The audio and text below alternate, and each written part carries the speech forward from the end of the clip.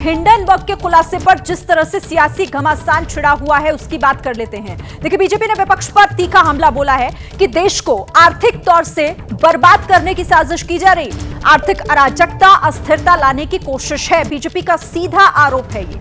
अर्थव्यवस्था को पीछे ले जाना चाहती है कांग्रेस। बीजेपी ये सवाल कर रही है, हिंडनबर्ग में मुख्य इन्वेस्टर जॉर्ज सोरोस हैं। रविशंकर प्रसाद की तरफ से कहा गया है कि भारत के खिलाफ प्रोपेगेंडा चलाने का काम जॉर्ज करते हैं।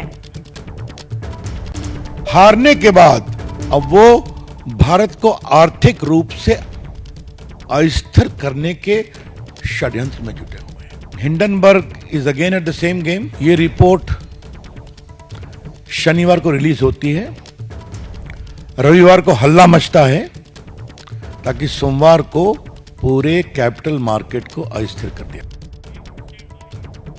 इस पूरे मामले पर विपक्ष सरकार से सवाल कर रहा है, लेकिन सरकार ने जिस तरीके से अपना यहां पर पक्ष रखा और कहा कि यह दरअसल एक देश में अस्थिरता लाने की कोशिश की जा रही है। नीरज, अब क्या इससे मुश्किलें कम होंगी? हालांकि अब आगे किस तरीके से यह मामला जाएगा वो तो वक्त ही बताएगा, लेकिन विपक्ष तो एक साथ इस मुद्दे पर सरकार की घेराबंदी में जुटा हुआ है।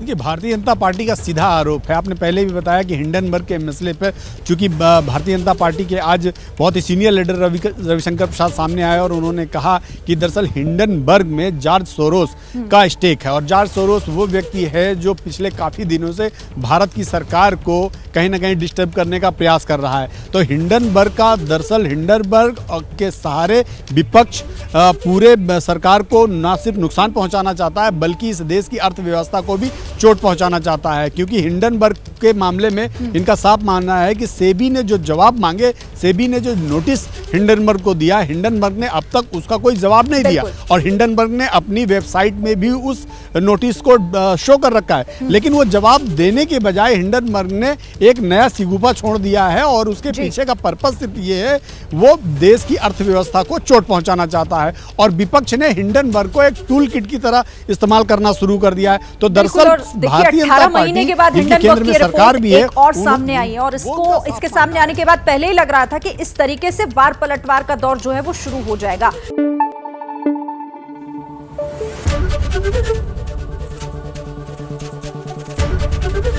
एबीपी न्यूज आपको रखे आगे।